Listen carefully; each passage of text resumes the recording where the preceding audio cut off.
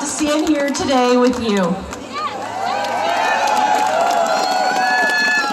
So we joined Police on Guard because we saw measures being put into place that we felt actively stood in conflict with an oath that we swore. I'm going to read that oath. I've read it before. I think a lot have heard it, but I read it to remind myself, and I read it to remind all of my brothers and sisters in law enforcement of the oath that they swore. So here it is.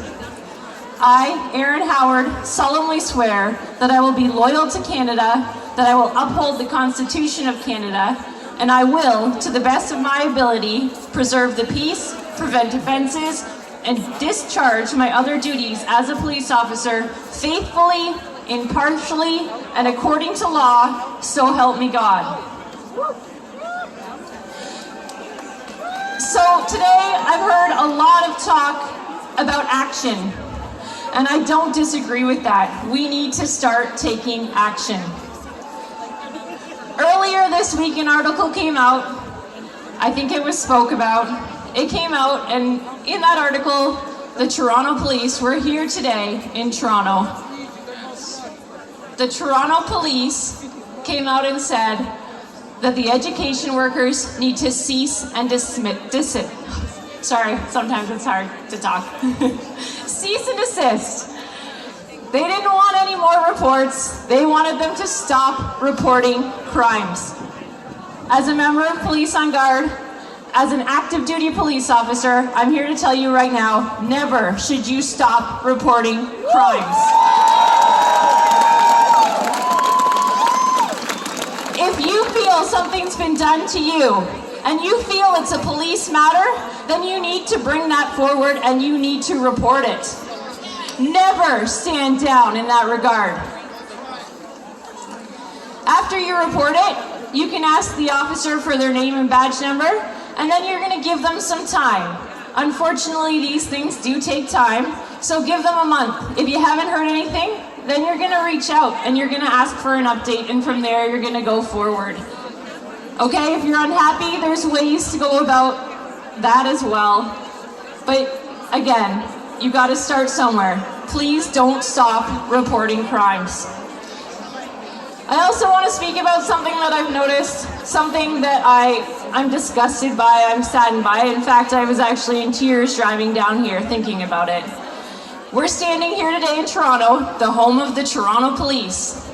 In 10 days, hundreds of those police officers who have done absolutely nothing wrong, they have served their community, they've honored their oath, they are going to be put off on leave without pay. There are hundreds of them. Yeah. It's awful. It is hard to talk about. What gets me the most is, above all else, I mean, the service it's gross what they're doing, but there's also hundreds of people that we're working with, hundreds of our colleagues who have turned a blind eye. They don't seem to care. These are people whose six we've always had. And now, it seems to, it's like nothing bad is happening. They don't care that their friends, their brothers, their sisters, people that they've called family, their lives are being ruined. They're just standing idly by. And that's the problem that we're having. We need action, but unfortunately, we need to be united in that action. Right? If there's only a handful of us police officers standing up and saying no, we're not going to get anywhere. So my call to action today is for the people that I'm working with, for my fellow brothers and sisters from every service all over Canada, here in Toronto. You need to stand up. These are your friends, these are your family members, and their lives are being ruined. Yeah.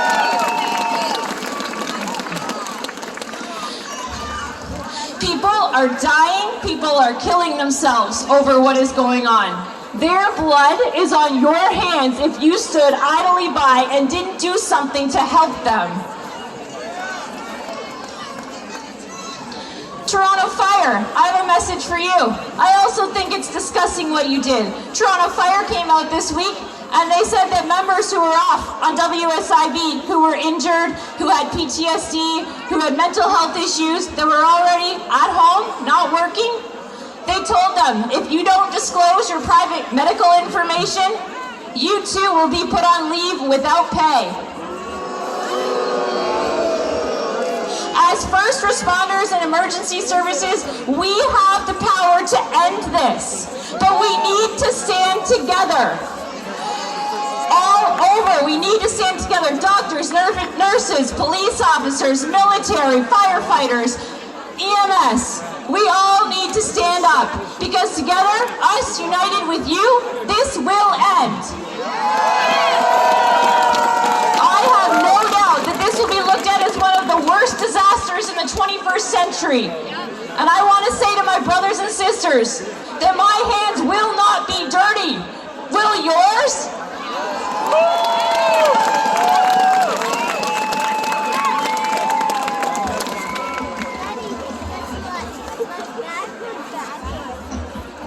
All right, I just have a couple last words to go through here, but the first thing I want to do, something that we all need to do here, is we need to raise our voices, and I want you guys to be loud in a second. Because this is a worldwide rally, it's also across Canada, obviously, and there's members from POG standing in British Columbia right now in a disaster zone that need to hear your support. Lift it up! Let me hear it! Let me hear it!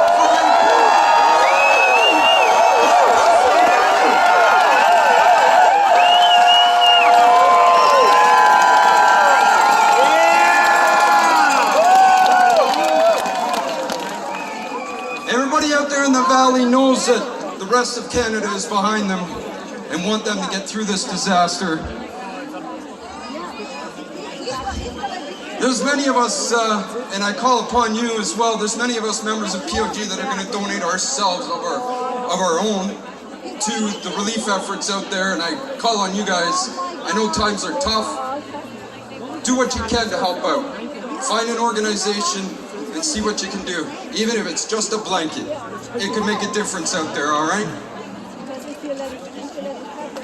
The last thing I want to talk to you today is we were tasked here to come with some solutions today instead of just a speech, just a story about what's going on.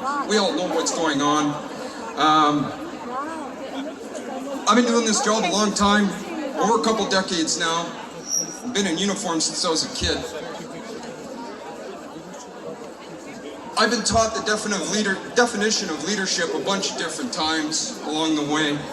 Real simply, leadership is the art of influencing human behavior to accomplish a mission in a manner so desired by that leader.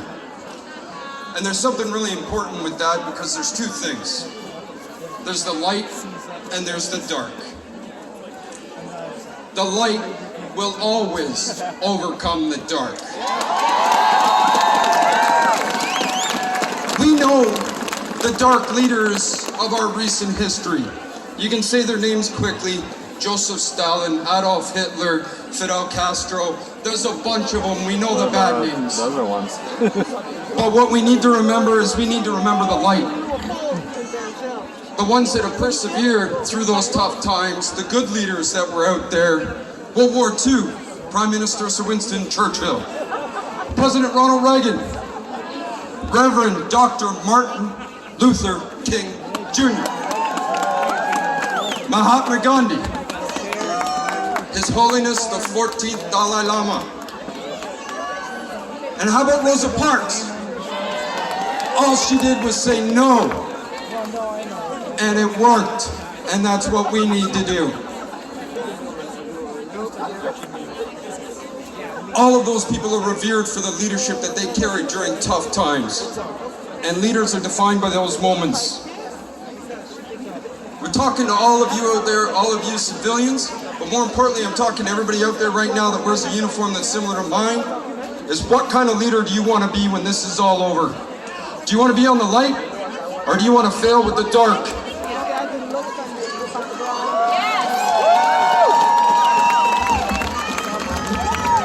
Thank you very much for that. We're going to do one more thing here. We have a special guest, Ken Tate. He's going to play some bagpipes. We're going to pay tribute to our veterans. We're going to have the police march up to the front with all of you. I'd like to welcome Ken Tate to the front. We're going to do a moment of silence for our veterans and all the kids that have been harmed. So please bow your heads for a moment of silence.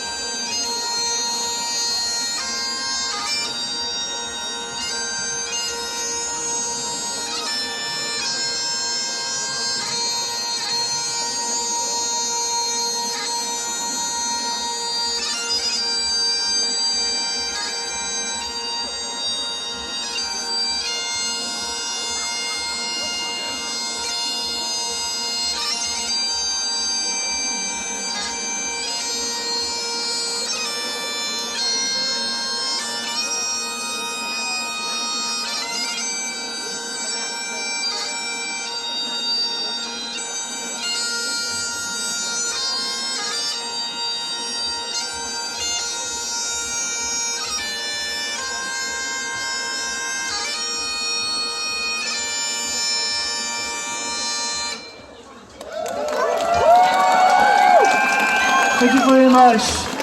Ken's going to lead you all out to the north end of the park, and Mel is going to take you on your march. Have lots of fun today. Thank you for coming out. Our police are going to follow behind. We'll see you again next week. Thank you.